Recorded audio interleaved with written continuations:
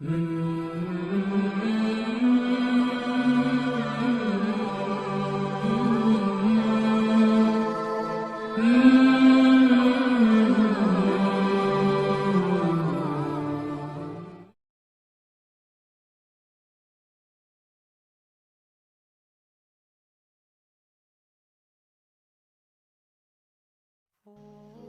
أراد الآخرة وسعى لها سعيها وهو مؤمن فأولئك كان سعيهم مشكورا۔ نبی علیہ السلام کا ایک فرمان آپ احباب کے گوش گزار کرنا چاہتا ہوں۔ نبی کریم صلی اللہ علیہ وسلم نے اپنے صحابہ سے مخاطب ہو کر فرمایا کہ استحیوا من اللہ حق الحیاء۔ آپ نے فرمایا کہ میرے صحابہ اللہ سے حیا کرو جس طرح سے اللہ سے حیا کرنے کا حق ہے۔ جب آپ نے یہ بات کہی تو سب صحابہ آگے سے کہنے لگے انا لنستحی من اللہ والحمد للہ، کہ ہم اللہ کے رسول صلی اللہ علیہ وسلم سب اللہ سے حیا کرنے والے ہیں اور اس پر اللہ کا شکر ہے کہ ہم سبھی اللہ سے حیا رکھتے ہیں۔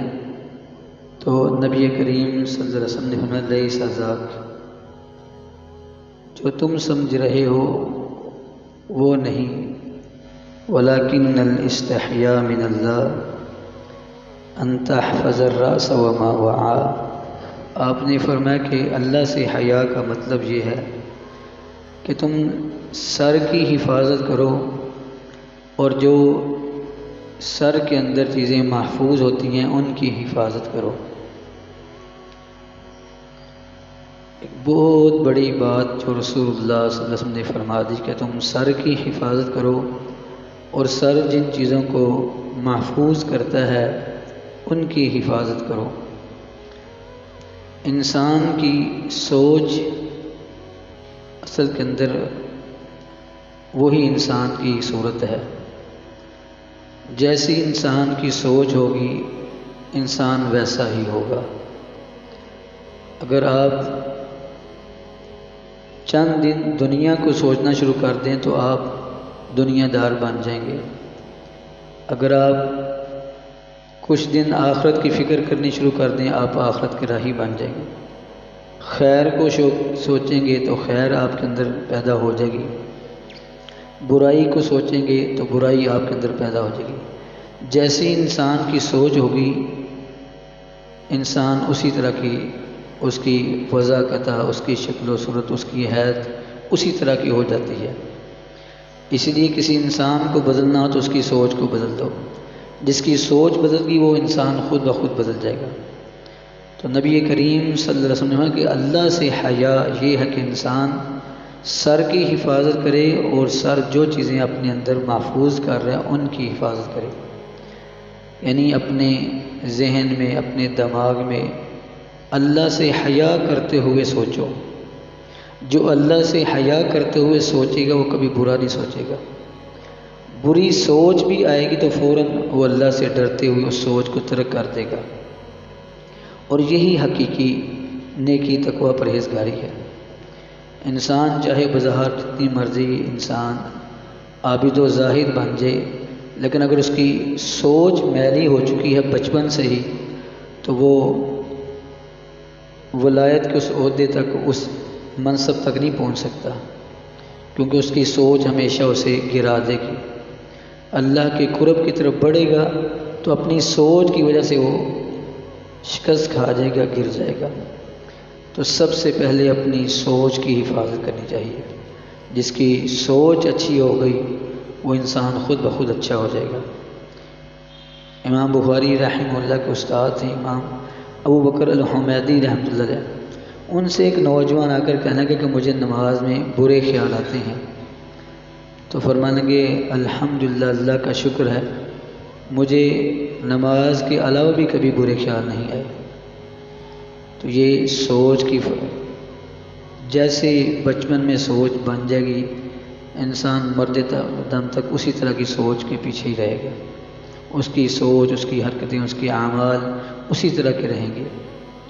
تو سب سے پہلے اللہ کی حیا کا مطلب یہ ہے کہ اپنی سوچ کو بدلو، سوچ کو پاکیزہ رکھو۔ دوسرا فرمایا کہ والبطن وما حوا، اللہ سے حیا کا مطلب یہ ہے کہ تم اپنے پیٹ کی حفاظت کرو اور جو پیٹ میں جا رہا ہے اس کی حفاظت کرو۔ یہ بھی بہت بڑی بات ہے کہ انسان اپنے پیٹ کو حرام کے لقموں سے نہ بھرے، اور جو پیٹ میں سرایت کر رہا ہے، جو پیٹ میں داخل کر رہا ہے، اس کی فکر کرے۔ ہم میں سے ہر شخص یہ تو سوچ ہوتی ہے کہ میں زیادہ سے زیادہ اکٹھا کر لوں، زیادہ کھانا کھاؤں، زیادہ اچھا کھاؤں، یہ اس کی سوچ ہے۔ پھر اس کے ہاتھ اس کو بتلا دیتے ہیں بھی یہ ٹھنڈا ہے، یہ گرم ہے، زبان اس کو ذائقے کا بتا دیتی ہے، اس کے ہاتھ ہی بتاتے ہیں، اس کا زبان ذائقہ بتا دیتی ہے، لیکن حلال اور حرام کی پہچان وہ اس نے اپنی سوچ سے کرنی ہے۔ میں کھا تو رہا ہوں، اچھا کھا رہا ہوں، ٹھنڈا کھا رہا ہوں، گرم کھا رہا ہوں، یا پھر لذیذ ہے نہیں لذیذ، لیکن جو کھا رہا ہوں کیا وہ حلال ہے یا حرام، یہ ہم نے خود فیصلہ کرنا ہے، یہ خود ہم نے سوچنا ہے۔ تو فرمایا کہ اللہ سے حیا کا مطلب یہ ہے کہ تم یہ دیکھو کہ تمہارے پیٹ میں جو لقمے جا رہے ہیں وہ کس طرح کے ہیں، اور یہ ہم نے خود جانچ پڑتال کرنی ہے۔ باقی اعضاء نے، حواس خمسہ نے ہمیں باقی تو کھانے کے بارے میں بتا دینا ہے، لیکن اس کی حلت اور حرمت یہ ہم نے خود فیصلہ کرنا ہے۔ تو فرمایا اللہ سے حیا کا مطلب اپنی سوچ کو پاکیزہ رکھو، اللہ سے حیا کا مطلب یہ ہے کہ تم اپنے کھانے کو پاکیزہ رکھو۔ اللہ نے قرآن کریم میں سب انسانوں کو حلال کھانے کا حکم دیا، پھر اہل ایمان کو خصوصی طور پر حلال کھانے کا حکم دیا، اور پھر سب سے بڑھ کر انبیاء کو خصوصی طور پر حلال کھانے کا کہا گیا، کیونکہ اس کی خوراک کا اس کی عبادت پر، اس کی ریاضت پر بڑا گہرا اثر ہوتا ہے۔ اے طائر لاہوتی، اس رزق سے موت اچھی جس رزق سے آتی ہو پرواز میں کوتاہی۔ جس کی رزق پاک ہو جائے گا وہ خود بخود اللہ کی معرفت میں بڑی اڑان بڑھے گا، وہ اللہ کے قریب ہو جائے گا، اور جس کا رزق پاکیزہ نہیں ہو، جتنا مرضی تسمیاں پھیر لے، اسے اللہ قرب حاصل نہیں ہو سکتا، وہ ولایت کے، اللہ کے قرب کے اس مرتبے تک نہیں پہنچ سکتا، اس کے لیے اللہ کی معرفت کے دروازے نہیں کھولیں گے، وہ شکست کھا جائے گا، وہ اپنی سوچ، اپنی غلطی کی وجہ سے جا گرے گا۔ تو اس لیے دوسری چیز اللہ سے حیا کی، اپنے کھانے پینے کی فکر کرنا۔ آج ہم میں سے ہر ایک کو اپنی اولاد کے لیے، اپنے لیے کھانے کی اور لحاظ سے تو بڑی فکریں ہیں، لیکن نہیں ہم فکر کرتے تو یہ نہیں کرتے کیا ہم اپنی اولاد کو حلال کھلا رہے ہیں یا حرام کھلا رہے ہیں۔ اس لیے نبی کریم صلی اللہ علیہ وسلم سیاتی علیکم زمان لا یبال المرء امن الحلال اکتسبہ امن الحرام، آنا لوگوں پر ایک ایسا زمانہ آ جائے گا کہ کوئی بندہ پرواہ نہیں کرے گا امن الحلال اکتسبہ امن الحرام، کہ وہ حلال ذرائع سے کما رہا ہے یا حرام ذرائع سے، بس یہ پیسہ آنا چاہیے، بس آ رہا ہے، یہ نہیں کہ طریقہ اس کا کون سا ہے۔ تو اس لیے دوسری چیز یہ، اور تیسری اللہ سے ہمیں وَتَتَذَكَّرَ الْمَوْتَ وَالْبَلَاءَ، اللہ سے حیا یہ ہے کہ انسان موت کی فکر میں رہے، موت کی سوچ اور موت کی یاد میں رہے، والبلاء، اور بوسیدہ ہو جانا، فنا ہو جانا، اس کو سوچتا رہے۔ جیسا کہ نبی کریم صلی اللہ علیہ وسلم سے پوچھا گیا کہ اللہ کے پیارے حبیب ای المؤمنین اقیس، مومنوں میں سے سب سے سمجھدار، عقل مند، دانا مومن کون سا ہے؟ فرمایا اکثرہم ذکرا للموت، سب سے دانا، سب سے فہم و فراست والا، سب سے سمجھدار مومن وہ ہے جو موت کو یاد رکھتا ہو، اور موت کی یاد ایسی ہے جو انسان کو بڑا سمجھدار بناتی ہے، انسان کی زندگی سے فضول یاد نکال دیتی ہے، انسان کی زندگی سے لغویات ختم ہوتی ہیں، بہت سے ایسے کام جو غیر ضروری انسان چھوڑ دیتا ہے، صرف موت کی یاد۔ تو فرمایا کہ اللہ سے حیا کرنے کا مطلب تیسری چیز کہ انسان اپنی موت کو، دنیا سے جانے کو، فنا ہو جانے کو یاد رکھے۔ یہ نبی کریم صلی اللہ علیہ وسلم نے 3 باتوں کی نصیحت فرمائی، اور پھر پیارے پیغمبر علیہ السلام نے ان 3 چیزوں کو بیان کرنے کے بعد نبی علیہ السلام صحابہ کو اسی بات کی ترغیب دی کہ ان چیزوں کو اگر تم ذہن نشین کرو گے تو اللہ سے حیا کر رہے ہو، تمہیں اللہ سے حیا آتی ہے، تم اللہ سے حیا کرنے والے ہو، اور اگر یہ چیزیں تمہارے اندر نہیں ہیں تو پھر اللہ سے سمجھے ہم کوئی حیا نہیں کر رہے۔ اگر ہماری سوچ بہت برا سوچتی، گناہ سوچتی، کسی کو مارنا، کسی کو قتل کرنا، کسی سے گناہ کرنا، یہی سوچتی ہے تو سمجھ لیں کہ ہمارے دلوں میں اللہ کی حیا ہے۔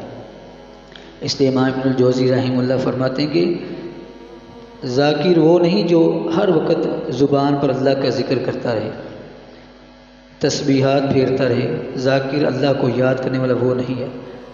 اصل حقیقت میں اللہ کو یاد کرنے والا وہ ہے کہ جو ہی شیطان اس کے دل پر حملہ کرے، برائی کا تصور دے، تو اس وقت وہ بندہ اللہ کو یاد کرے، اللہ کی کبریائی کو، اللہ کی بڑائی کو، اللہ کے جاہ و جلال کو، اللہ کے تقدس کو، اللہ کی عظمت بڑائی کو یاد کرے اور سوچ کو ترک کر دے۔ فرمایا اصل میں اللہ کو یاد کرنے والا یہ ہے۔ تو اللہ ہمیں اپنی ذات سے حیا کرنے کی توفیق عطا فرمائے، اور جو خیر ہے اللہ ہمیں اسے اکٹھی کرنے کی، حاصل کرنے کی توفیق عطا فرمائے۔ سبحان ربک رب العزت عما یصفون وسلام علی المرسلین والحمد للہ رب العالمین۔